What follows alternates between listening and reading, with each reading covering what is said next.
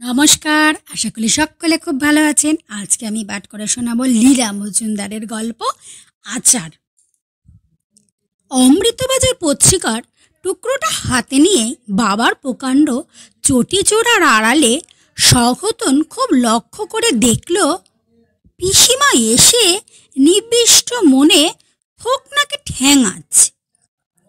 প্রথমে ডান কানে পেঁচালেন, তারপর বললেন, হতভাগা ছেলে।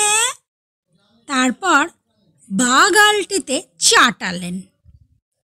তারপর বললেন, তোকে আজ আমি। তারপর বা কান পেঁচালেন। আদা লঙ্কা দিয়ে ছেঁচবা। তারপর ডান গাল পট্টিতে চাটালেন। তেল নুন দিয়ে আমসি বানাবো। তারপর পিঠে গুম গুম করে পিঠে গোটা 10 কিল ঘষিয়ে মাথা থেকে চিমটি চিমটি চুল ছিঁড়ে জুলফি ধরে ছুঁড়ে ফেলে দিলেন ঠিক ভাড়ার ঘরের দরজার বাইরে। টিপ দেখে ঘতন তাকে শ্রদ্ধা না করে পারল না। আর একটু হলেই নিজে ধরা পড়ে যাচ্ছিল। তবেই হয়েছিল, ভীষণ না ডাকলে পিসিমার নাক ঘন ওরকম কখনো ফোলে না। অমৃতবাজারের কুচি টুচি ফেলে ঘতন তো হাওয়া। খোকনটারও যা বুদ্ধি। এত করে বলে দেওয়া হলো, যেখানে হেয়ারপিন সেই পর্যন্ত পিসিমা পড়েছেন। আচারের জন্য তার এদিক থেকে কাগজ ছিঁড়িস। বোকা ভাবলে কি না এদিক মানে পেছন দিক। মনেও গজালো না যে একটু পড়লেই ছেঁড়া পাতা এসে যাবে। মাথায় কিচ্ছু নেই, এক যদি গোবর থাকে। বেশ হলো, আচারও পেল না, ঠ্যাঙাও খেল। আবার পিসিমার টিপের কথা মনে হলো। কি চমৎকার টিপ! সেই যে সেবার ক্রিকেট সিজনে পানু নিজের ব্যাট দিয়ে খুঁচিয়ে স্ট্যাম্প উড়িয়ে দিয়ে জিপ কেটে মাথা চুলকে তাড়াতাড়ি পালাতে গিয়ে বাউন্ডারি দড়িতে ঠ্যাং আটকিয়ে গুষ্টি শুদ্ধ দড়ি উপড়ে এনেছিল।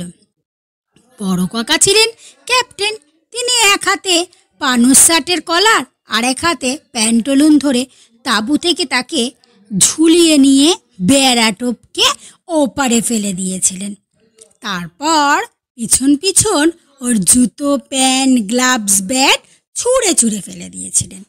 প্রত্যেকটি ওর গায়ে লেখা ছিল, বাজে প্লেয়ার হলে কি হবে, কি রকম টিপ। পিসিমারি বা হবে না কেন, আরই তো দিদি।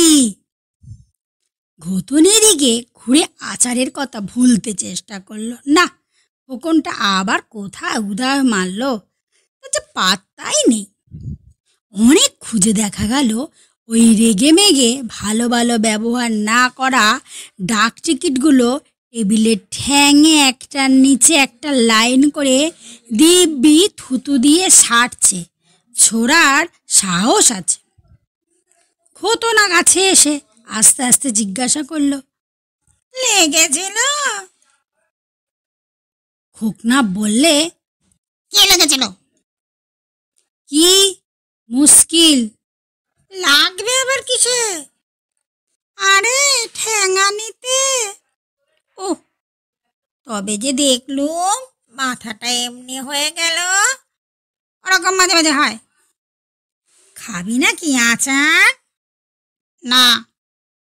ঘেবড়ে গেছিস? দুধ, সত্যি বলছি না। আচ্ছা তুই আনতো দেখি।